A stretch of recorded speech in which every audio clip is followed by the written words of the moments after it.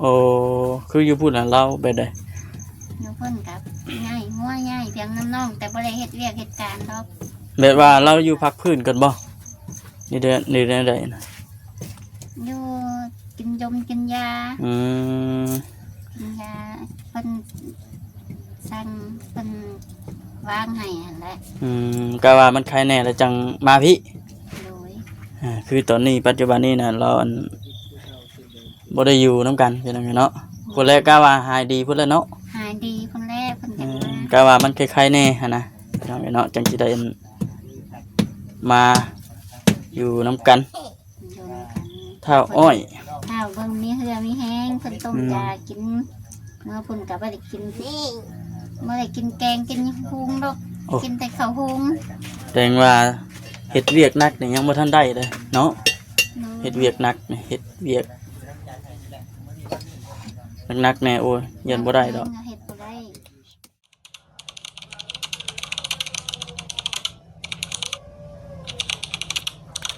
พี่น้องเนาะเปิดคลิปมาก็อยู่อันกระต๊อบ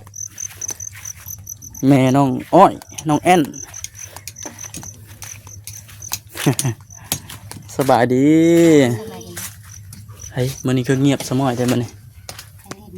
ประดินเบิดพวกนี้มาได้ใช้เมื่อกี้ครับมาได้ดีมาได้ไปดำหน้าบ้างมื้อนี้มาได้ไฟบ่มีน้ำบ่มีน้ำแล้วเพิ่นบ่จ้างมือก่อนมาหาทั้งน้องๆเราเปิดว่าเจ้ามือบ้านบ่เมื่อบ้านเมื่อไปพาเพิ่นไปกวดพาผัวไปกวดพาผัวไปกวดเอ้าคิดว่ามือดำให้ดำหน้าบ่แม่นบ่เป็นนี่ได้ไปกวดเลยไปแล้วเพิ่นว่าใส่เป็นบาดใส่อักเสบลำไส้อักเสบพี่น้องนี่เนาะบ้านเฮาเอิ้น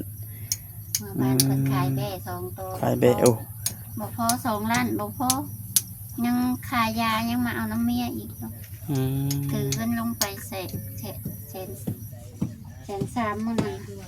ถือลงไปตั้งแต่เดือนบัดเรามาบัดจะมาพี่เราบ่ได้มานำบ่ได้มาส่งวานนี่ล่ะมึงโอ้คืออยู่พูดน่ะเราไปได้อยู่เพิ่นกับง่ายงัวง่ายเพียงน้องๆแต่บ่ได้เฮ็ดเวียกเฮ็ดการดอกแบบว่าเราอยู่พักพื้นกันบ่นี่เดือนใดนะ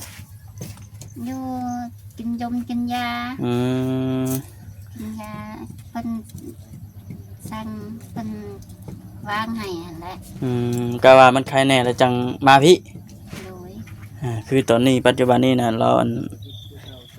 บ่ได้อยู่นํกันพี่น้องเนาะผู้แรกก็ว่าหายดีพุ่นแล้วเนาะหายดีคนแรกเพิ่นจังว่าก็ว่ามันคล้ายๆแน่หั่นนะพี่น้องเนาะจังสิได้มาอยู่นํกันเท่าอ้อยข้าวเบิ่งมีเหือมีแห้งเพิ่นต้มยากิน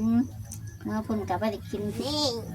บ่ได้กินแกงกินหุงดอกกินแต่ข้าวหุงแต่ว่าเฮ็ดเวียกหนักนี่ยังบ่ทันได้เลยเนาะเฮ็ดเวียกหนักนี่เฮ็ดเวียกหนักๆแน่โอ้ยยันบ่ได้ดอกเฮ็ดบ่ได้ก็หลายคนก็บ่ได้กินพี่ช้างแกงหั่นแกงในหอยกินเพิ่นให้กินแต่ข้าวนี่ดอกกินข้าวละละคาราบ่มีแล้วมันกินเผ็ดบ่ได้ใส่เป็นบาดใส่อักเสบลำไส้อักเสบพี่น้องเนาะถ้าอ้อยเฮ็ดหยังซิมื้อนี้ถ้าอ้อยบ่ได้เฮ็ดหยังถ้าอ้อยบ่ได้เฮ็ดหยังบ่พาใส่อย่าเคาะลูกอย่าเคาะครับเอ้าสบายดีเจ้ามาแต่บ้านดิมาแต่บ้านเมื่อวานนี่มาแต่บ้านเมื่อวานนี้เดี๋ยวยังสิไปอีกอยู่บ่เพิ่นเมื่ออยู่คนเดียวบ่ได้ไปบ่ได้คอยเมื่อดอกบาดอ้าวคือเป็นได้ป่ะโทรถามเบิ่งแต่ย่าโทรถามกับพ่อผัวเราบ่สบายเราพาผัวไปหาหมอแม่นใช่ป่ะโอ้มันสาเหตุที่เมื่อนี่แล้วเป็นหยังเพิ่นว่าใส่เสพเป็นบาดเป็นแผลทั้งในเพิ่นบ่ให้กินนอกพริกเป็นนัวให้กินหยังให้กินเนี่ยข้าวดีดอกอย่างเดียวกินข้าวดีดอก กินหันกินนี่อันโตมันโตยังก็บ่ได้กิน โดยเลยเอาสบายดีครับ สบายดี มาดี โอ้เนาะไปใส่เบิดแล้วมาหาเด็กเฮาน อนคนน้อยอะนอน ผู้น้อยนอน นอนอยู่ไหน ผู้น้อยน่ะนอนพี่น้อง นอน เนาะ มันยากอันนั้นให้มันนอน มันบอกเข่ากล้องดอกมันก็วนกับว่าให้เข่ากล้องกัน รวมๆเบิดค่าไปกวดเบิดเท่าไหร่ มา2 ล้าน 2 ล้าน ค่ายาบริเวณ300,000 อืม หลวงพ่ออันนั้นกะยังไม่ได้ลงไปยืนอีกปดยากะลงไปยืนแล้วคนหาเอาเงินน้ำนองแล้วมีเงินให้แล้วทั้งแม่เมื่อไรไปรับจ้างกับใบนาก็ไปดำหน้าดำยางก็ไปมีฝนบริตก อืม เอาไปยืมเงินน้ำพี่น้องคนเอง เพิ่นซื้อน้ำนองเองเท่านั้นกับบยืมกะเพิ่นขายง้อเพิ่นซื้อเลี้ยงหาแล้วเพิ่นเลี้ยงไว้หาแล้วเพิ่นมีง้อเลยเพิ่นยังสิขาย โดยนะพี่น้องเลยเนาะกินข้าวได้ครับมื้อนี้ กินข้าว กินอะไรกินกับหยังมื้อนี้ กระป๋องปลา กินกับปองปลาแซ่บอยู่บ่ แซ่บ แซ่บเนาะเบิดเลย ยัง ยังอยู่เนาะ มื้อใดอันได้กินเบิดเลยจังให้ทั้งน้องอ้อยเพิ่นพาไปให้เลาะหาหน่อไม้เนาะเลาะหาหน่อไม้ อันนี้ มา จะไปหาลูกไม้ค่อยไปหา ไปอยู่บ่มื้อนี้ ไปได้แค่เพื่อน แหน่พาหาพูดเนาะน้องอ้อยเนาะน้องอันแม่นเลยให้น้องอ้อยนะพาไปว่าซั่นนะว่าไผสิมานอยู่บ่ติ ไปสิมานว่าซั่น อ่า เนาะบ่เซียนเพิ่นว่านี่แหละก็มากินนี่ เพื่อนว่าถ่ายให้ถามเบิ้งเรื่องที่ดินกับเลยยังไม่ได้โทรถามกับมาหอนเมื่อวานยังไม่ถามเพิ่น อยู่ใช่นี่บ่ ยืนเงินเก่า เพิ่นเก่า เงินเก่ามันมีเสา อันนี้บ่ เสาตัวพี่ทั้งกบกับค อันนี้ ำโดย คือขึ้นก็ไปน่ะ เงินเก่าที่ข่อยอยู่ แต่ข้าวตะกี้พวก ตอนนี้พัว ตอนนี้ผัวเก่าตะกี้ว่าซั่นซะ โดย โอ้ปุ๊กไปชื่อบ่บ่สิเจ้าปุ๊กไปชื่อบ่ตะกี้น่ะ มีเพื่อนแต่มันหามันไม่ได้ปุ๊กกระซื้อแล้ว มีเรือนมีหลังคาข้างในแต่ว่ามันเป็นได้คือว่า มัน ปะได้นั่นปะ มันหักมันดอกมันเอาลงบ่ได้ละป้าไว้หัน ที่ปุ๊กของข้าเจ้า ในบทของตัวเองเพิ่นโมอยู่น้ำกับฮุบไปหันไปนี่มันรู้มันยังฮุบกลับไปดงไปยังอ่ะก็เลยมันคอยมาอยู่ เอาไม้เอาตอกมาปลูกอยู่ดินข้าเจ้าหรือเปล่า ดินเขาเจ้าเอง โอ้พี่น้องเนาะเอามีแต่ว่าถามไทยเบิ่ง เนาะ ถามไทยเบิ่ง คงราคามันคือเท่าไหร่จักเม็ดเท่านั้นเม็ดเท่านี้เม็ดเนาะว่ากัน ก็ยังบ่ได้อันน่ะมีงบหรอกพี่น้องเอ้ยเนาะ แม่น ถาม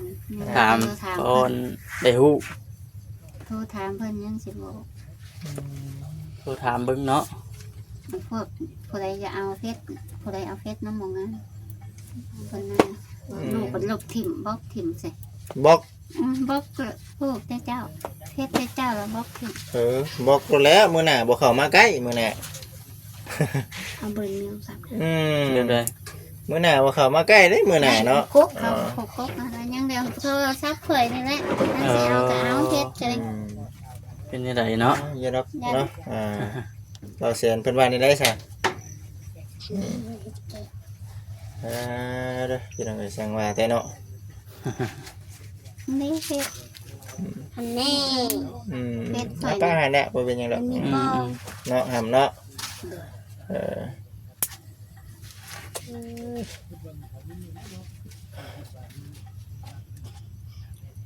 บ่ได้ไปดำหน้าติมื้อนี้ครับ ไม่ได้ไป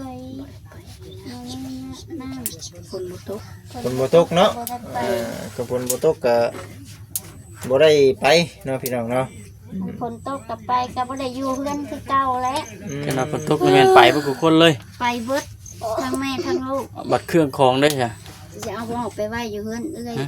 จะออกไปไว้อยู่เพื่อนเอ้ยบัดคอยบ่อยู่บัดคอยไปดำให้ดำหน้ายังสิออกไปไว้อยู่พุ่น ไปวันเฮือนเอื่อยเข้ามากายเข้ามาย่านคอยบ่อยู่ย่านคนมาลักเอาไปขาย ต้องมีเด้อคนไหนคนหนึ่งอยู่ เนาะ เนาะ มันต้องนั่นแหละ มาถามบ่อยู่หรือว่าไผ คนหนึ่งอยู่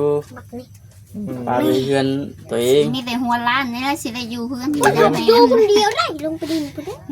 บ่อยู่เนาะคนนี้ก็เนาะ หั ลงไปลิ้น บ่อยู่ก็บ่ได้กิน อย่าคนรักเอาบ่ หันคนรัก เคยมีอยู่บ่จ้ะเคยมีคนมารักอยู่บ่ เคยมี อยู่หมายต้องระวังนะไปฉันเนาะ ระวัง เตะคอคุณละ โอ้เก่งแท้เว้ยเนาะทางน้ ค อง น เอ นี้ ว ก็จับวีบาดเดียว กะไลฝ่าฟัน เอ ท่านลูกไปดำให้ดำหน้ากะ แม่พา แม่อยู่ท่านแม่ไปแล้วลูกอยู่เปลี่ยนกันอยู่ เปลี่ยนกันอยู่เปลี่ยนกันไปเนาะ ตรงนั้นแหละเนาะ แต่ว่าผัวน่ะบ่กล้ามาได้ผัวน่ะ กราบบาดเพิ่นมาเศร้าคนแล้วเศร้าคนดี อยาก ค กิน นละ ข้าวดิ เออ จะบ่ฮู้ยามใดเนาะ งานใด อยากกิน โทรถามถ้ามีเงินน่ะโทรถามบ่มีก็เงินอยู่ในโทรศัพท์ก็อย่า เออ สุดท้ายแล้ว จากยามใดได้เนาะเราสิมาเนาะ งานใดบ่ เอ ฮู้ อ ล่าสุดแม่นผัวเราบ่ได้เห็นอยู่เพื่อนแล้วพี่น้องเนาะ ไปตั้งแต่มื้อนั้นพุ่น นี่ มาวันนี้มาส่ง วานนี่น่ะมาอยู่วานนี่ มาวันนี้ก็มาส่งข่อยละมื้อเพิ่นบ่ได้เอายากินมา โอ้งามที จับเจี๊ยครับ คิดดื้อที่ล่ะเนาะแสดงว่า หมอนี่คือเป็นบ้า เห็ดนางงามเลยสิล่ะปลดออกจับเจือนี่ปลดออก กดออก ปิดหน้าปิดตา ใจเอ้ โอย เคจับเจือออกแล้วครับ บ่ดื้อเด้อบ่ดื้อเด้อบ่ดื้อเด้อ ค่อยๆ กัน เอาดีๆเอาดีๆห้าม ยาเข้ากล่องวะ ไป โดดถึงได้เป็นมากินแล้วยามาให้กินข้าวนะ คักแน่ดินี่เนาะใส่กันนะบัดให้กันนี่เนาะ ให้คุณน้องนั่นนี่บัดอ้ายตีบัดให้โปรเฟสตีของเอ็ บอกน้ำแน่แม่กันแน่แนะ ตาน ำ บ น้ อกน้ำนะ ำ บอกหันแหล้วบอกได้ว่าบอกอันนี้ก็บอกอยู่ หักแพงกันแหล้วเนาะ แข่งกันเลย บอกกับมันบอกตรงเบิ่งหมอนั่นคือเป็นบ้าบอกว่าใส่ แนะนำกันฮักเพลงกันเลยผู้ใหญ่ ก็ เป็น บ จัง อกหันแหล้วแม่ อันนั้นผู้ใหญ่เป็นจังโอ้ดูตนโอ้โหความแท้เด็กน้อยนี่บ่ได้หา จะหักเป็นตะแพงแค่ติ มากับเพิ่นเราวุ่นว่าเพิ่นเราอยากเอาเมื่อไทยนะ เออ เพิ่นเราเมื่อ เมื่อดีได้นี่จะให้เมื่อบ่ ได้ละเมื่อแล้วแหละ ให้เมื่ออยู่บ่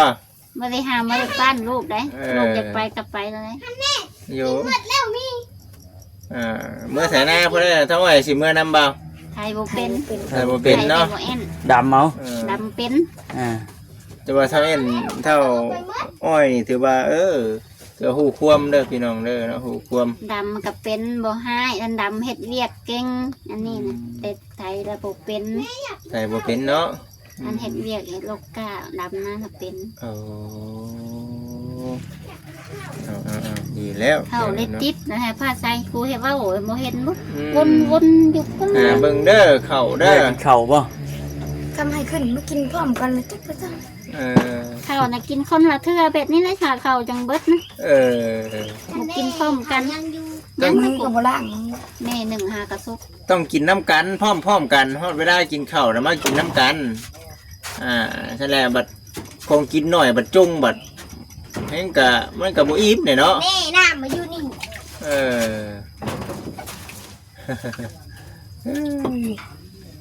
นั่นแหละพี่น้องเนาะ